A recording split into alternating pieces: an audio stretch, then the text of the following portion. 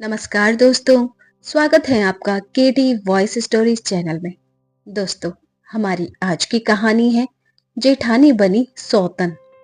प्रभा देवी के दो बेटे थे, जिसमें से बड़ा बेटा विनोद और छोटा बेटा मोहित था।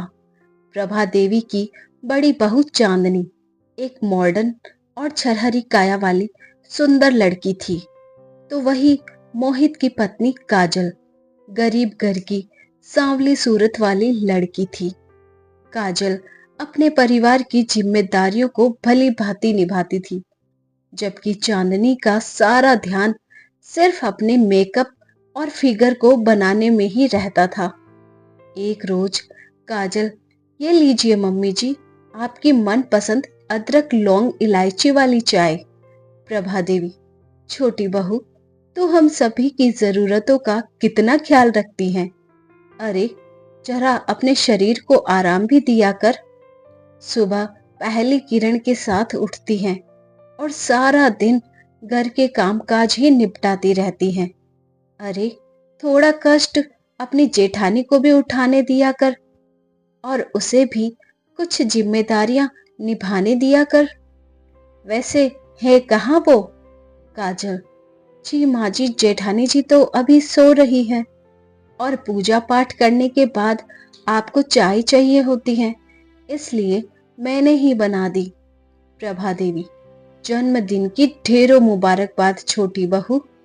अब आज के दिन तो इस घर गृहस्थी से छुट्टी ले और अपने पति के साथ कहीं बाहर घूम आ। काजल, शुक्रिया माँ जी। अपनी सास के पांव छूकर काजल खुश होकर अपने कमरे में चली जाती है। तभी प्रभा देवी भगवान का शुक्रिया अदा करते हुए कहती है, तेरा लाख लाख शुक्र है भगवान, जो तूने मेरी झोली में काजल नाम के इस हीरे को डाला है। तूने मेरे बुझे घर में चंदा का प्रकाश भेजा है, छोटी बहू के रूप में, जिसकी रोशनी पूरे घर में फैली हुई है।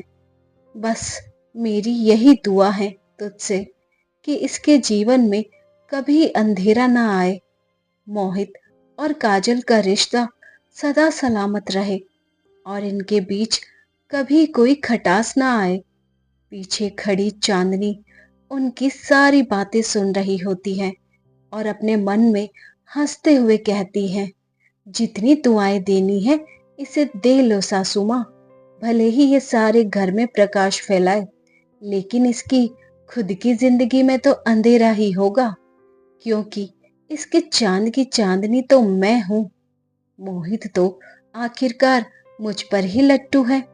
उधर काजल अपने कमरे में मोहित से कहती है, मोहित, आप आज के दिन भी ऑफिस जा रहे हैं? मोहित, क्यों, आज क्या दिवाली है जो घर पर बैठकर पूजा करूं तुम्हारी, या तुमसे शाहरुख खान की तरह रोमांटिक बातें करूं? जस्ट लुक एट यू, काली तो तुम थी ही, अब तो तुम मोटी और भद्दी भी हो गई हो। पता नहीं मेरी किस्मत खराब थी जो ऐसी बीवी मेरे पल्ले पड़ गई। अपने जन्मदिन पर पति के मुंह से बधाई की जगह बेइज्जती की बातें सुनकर काजल दुखी हो जाती है, तो वहीं दरवाजे के बाहर खड़ी चांदनी यह सब सुनकर खुश हो जाती है और मन में सोचती है, चांदनी, अरे वाह, मेरी काली देवरानी के जन्मदिन की ऐसी शुरुआत, सचमुच सुनकर मजा ही आ गया। अब यही सही समय है आग में घी डालने का। चांदनी उनके कमरे में जाती है और कहती है, अरे, क्या हुआ मेरे हैंडसम देवर जी? क्यों मेरी सांवली सलोनी देवरानी पर भड़क रहे हैं? मोहित, जरा कुछ सीखो मेरी भाभी से। शादी के इतने वक्त बाद भी इन्होंने अपने फिगर को कितने अच्छे से मेंटेन करके रखा है। काजल, मोहित, शायद आप भूल रहे हैं कि मैं एक बच्चे की माँ हूँ और माँ बनने के बाद एक औरत के शरीर में परिवर्तन आते हैं। उसकी त्वचा और शरीर में फर्क पड़ जाता है। मैं एक पत्नी होने के साथ साथ माँ भी हूँ। जबकि जेठानी जी अभी माँ के सुख से वंचित हैं। यह बात सुनकर चांदनी गुस्से में वहां से चली जाती है। मोहित भी बैग उठाकर ऑफिस के लिए निकलने लगता है। तभी उसका बेटा बंटी स्कूल के लिए तैयार होकर आता है और मोहित से कहता है, पापा, आज मेरी स्कूल वैन नहीं आई। क्या आप मुझे ऑफिस जाते हुए स्कूल ड्रॉप कर देंगे प्लीज? मोहित, बस माँ की तरह बेटा भी मुझे बस परेशानी देने आता है। मुझसे ये सब चोंचलेबाजी नहीं होती। चल अब भाग यहाँ से। इसी तरह मोहित अपने बेटे को झिड़कते हुए वहां से चला जाता है। बंटी रोते हुए अपनी माँ से कहता है, माँ, सभी के पापा उन्हें स्कूल छोड़ने जाते हैं, फिर मेरे पापा कभी मुझे छोड़ने क्यों नहीं जाते? और वो हमेशा ही हम दोनों से गुस्से में बात क्यों करते हैं? काजल, नहीं बच्चे, पापा को ऑफिस के लिए देर हो रही थी ना, इसलिए वो थोड़े गुस्से में थे। चलो, मैं तुम्हें स्कूल ड्रॉप कराती हूँ। ऐसे ही कुछ दिन बीत जाते हैं। एक रोज जब काजल बाजार से सब्जी लेकर घर आ रही होती है, तो वह चांदनी और मोहित को हाथों में हाथ डाले होटल से बाहर निकलते हुए देख लेती है। यह दृश्य देखकर काजल हैरान रह जाती है और उसके मन में हजारों सवाल उमड़ पड़ते हैं। काजल सोचते हुए, ये दोनों होटल में एक साथ, कहीं इन दोनों के बीच कुछ गलत? नहीं नहीं, मैं बेकार में ये सब बातें सोच रही हूँ। देवर भाभी के बीच तो माँ बेटे का रिश्ता होता है, बिना किसी सबूत के कोई लांछन लगाना गलत होगा। इसी कश्मकश में काजल घर पहुंच जाती है, लेकिन दिन भर उसके मन में यही कश्मकश चलती रहती है। रात को जब काजल अपने कमरे में सो रही होती है, तो आधी रात को बंटी को प्यास लगती है और वह काजल से पानी मांगता है। काजल उठकर किचन में पानी लेने जाती है। तभी उसे चांदनी के कमरे से किसी के हंसने की आवाज आती है। अरे, जेठ जी की तो आज नाइट शिफ्ट है, फिर ये जेठानी जी के कमरे से किसकी आवाज आ रही है? काजल खिड़की से झांक कर देखती है, तो वह नजारा देखकर दंग रह जाती है। कमरे में चांदनी और मोहित एक दूसरे की बाहों में बाहें डाले बिस्तर पर लेटे हुए होते हैं। मोहित चांदनी से कहता है, मोहित, सच कहूं चांदनी, तुम्हारे साथ ये रात सचमुच कयामत की रात लग रही है। अब बातें बनाना बंद भी करो स्वीट हार्ट, और ये बताओ कि कब तक हमें यूं ही दुनिया से छुपते छुपाते मिलना होगा? भगवान ने हमारी शादी दो अलग अलग लोगों से करवा दी, और वो भी बिना हमारे टाइप के लोगों से। तुम तो बिल्कुल मेरे टाइप के हो, हैंडसम एंड डेयरिंग देवर। इसलिए मैं तुम्हारे भैया को बिल्कुल भी भाव नहीं देती हूँ। मोहित, जानता हूँ जाने मन, अब मुझे जाना होगा। कहीं काजल की आंख खुल गई तो मुश्किल हो जाएगी। मोहित जैसे ही बाहर जाने के लिए दरवाजा खोलता है, काजल वहां खड़ी होती है। बिल्कुल भी शर्म नहीं है तुम दोनों में। देवर भाभी के पाक रिश्ते को कलंक लगा दिया तुमने। मैंने ये कभी नहीं सोचा था कि मेरी जेठानी मेरी सौतन बनेगी। चांदनी कहती है काजल से कि ओह, तो तुमने सब कुछ देख लिया। चलो, अच्छा है, आज नहीं तो कल सच तुम्हारे सामने आना ही था। हाँ, और अब यही सच्चाई मैं दुनिया के सामने लाकर रहूंगी। बहुत धोखा दे लिया तुमने हम सबको। चांदनी बोली, खबरदार जो तुमने ऐसा कुछ सोचा भी, वरना तुम्हारे बंटी को इस दुनिया से रुखसत होने में देर नहीं लगेगी। काजल मोहित से बोली, मोहित, ये औरत तुम्हारे सामने तुम्हारे बच्चे को जान से मारने की धमकी दे रही है और तुम चुपचाप तमाशा देख रहे हो। तभी मोहित कहता है, अरे कौन बच्चा? किसका बच्चा? तुम और बंटी तो बस मेरी एक भूल हो। तुम दोनों जियो या मरो, इससे मुझे कोई फर्क नहीं पड़ता, समझी? इस तरह उन दोनों की मिली धमकी से काजल अपने बच्चे को खोने से डर जाती है और वह अपना मुंह बंद रखकर सब कुछ चुपचाप सहती रहती है।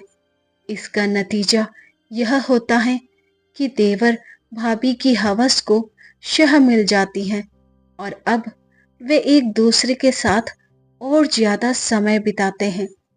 एक रोज बंटी अपनी माँ से पूछता है, माँ, आजकल आप इतनी उदास और खोई खोई क्यों रहती हो? पापा ने आपसे कुछ कहा क्या? काजल कहती है, नहीं मेरे बच्चे, वो मेरी तबीयत ठीक नहीं है ना, इसलिए। तू जा, बाहर जाकर खेल। बंटी बाहर खेलने चला जाता है। तभी काजल की सास उसके कमरे में आती है और उससे कहती है, क्या बात है बहू, तेरे और मोहित के बीच सब कुछ ठीक तो है ना? आज जो बात तुमसे बंटी ने पूछी वो मैं भी कई दिनों से पूछना चाह रही थी। आजकल तुम हर वक्त खोई खोई सी क्यों रहती हो? पता नहीं क्यों, लेकिन तेरा उदास चेहरा देखकर ऐसा लगता है कि जैसे कोई सौतन तुझे ढा रही हो। अगर ऐसा कुछ है तो एक बात हमेशा याद रखना, विश्वास से भरी पत्नी अगर चाहे तो यमराज से भी अपने पति के प्राण वापस ला सकती है। फिर एक औरत से क्या डरना? यह कहकर उसकी सास वहां से चली जाती है। लेकिन उसकी बातों ने मानो काजल में एक नई शक्ति भर दी थी। वह बिना देर किए अपने जेठ विनोद के पास जाती है और उसे सारी सच्चाई बता देती है। तो विनोद कहता है कि काजल, तुम होश में तो हो? अपनी जेठानी के बारे में ऐसी बातें करते हुए तुम्हें शर्म नहीं आती? काजल, जेठ जी, मुझे बस आज रात का समय दीजिए। आज रात जेठानी जी की सच्चाई आपके सामने होगी। इसके बाद विनोद के साथ मिलकर काजल एक प्लान बनाती है। काजल मोहित के फोन से चांदनी को मैसेज करती है और उसे अकेले में मिलने के लिए छत पर बुलाती है। कुछ देर बाद चांदनी छत पर जाती है और पीछे से जाकर मोहित के गले से लिपट जाती है। वह कहती है, क्या हुआ मेरे हैंडसम देवर जी?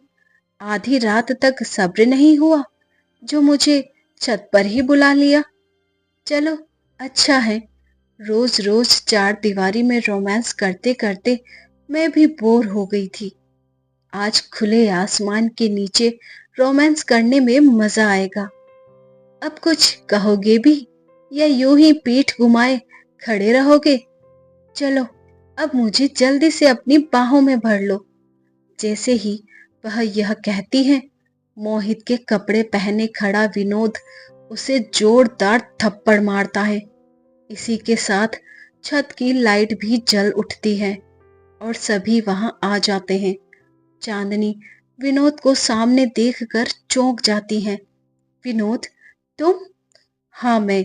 इतने दिनों से तुम मुझे धोखा दे रही थी, मुझे बेवकूफ बना रही थी, और तुम मोहित, अपने ही भाई की पीठ पर छुरा घोंप दिया तुमने। अगर आज काजल मुझे तुम्हारी सच्चाई नहीं बताती तो यह घिनौना सच कभी मेरे सामने नहीं आता। आज के बाद तुम दोनों से मेरे सारे रिश्ते खत्म। तभी चांदनी कहती है, नहीं विनोद, ऐसा मत कहो, मुझसे रिश्ता मत तोड़ो, मुझसे भूल हो गई। तब विनोद कहता है, अपनी अय्याशी को भूल का नाम मत दो, समझी? अब निकल जाओ मेरे घर से। मोहित भी काजल से विनती करता है, काजल, तुम तो मुझे समझो, आखिरकार मैं तुम्हारे बच्चे का बाप हूँ। तुम्हें हमारे बच्चे का वास्ता। तभी काजल बोली, जिस बच्चे को मौत के घाट उतारने की बात कह रहे थे, आप आज उसी का वास्ता दे रहे हो। फिर मोहित बंटी को आवाज देता है, बंटी बेटा, अपने पापा के पास आओ। बंटी कहता है, दूर रहो मुझसे, आपने मेरी माँ का दिल दुखाया है, उन्हें धोखा दिया है, चले जाओ हम दोनों की जिंदगी से। फिर मोहित अपनी माँ के पास जाता है, माँ, मैं तो आपका बेटा हूँ, आप तो मुझे माफ करेंगी ना। ये मनहूस चेहरा लेकर निकल जाओ मेरे घर से। अरे, तू मेरा बेटा नहीं बल्कि मेरी कोख से जन्मा कलंक है, कलंक। इस तरह चांदनी और मोहित की हवस के कारण 4 जिंदगियां बिखर जाती हैं। कुछ साल बीत जाने के बाद विनोद और काजल बंटी को माता पिता का प्यार देने के लिए एक दूसरे से शादी कर लेते हैं। वहीं मोहित और चांदनी जेल में सड़ते हुए अपने आगे की जिंदगी काटते हैं। तो दोस्तों, ये फैमिली स्टोरी आपको कैसी लगी? नीचे कमेंट में हमें ज़रूर बताइएगा। कहानी को पूरा सुनने के लिए शुक्रिया। अगर आप चैनल पर नए हैं तो बेल आइकन के साथ प्रेस कीजिए ताकि न्यू स्टोरीज का नोटिफिकेशन सबसे पहले आपको मिल सके। वीडियो को लाइक और शेयर करना ना भूलें। Thanks for watching.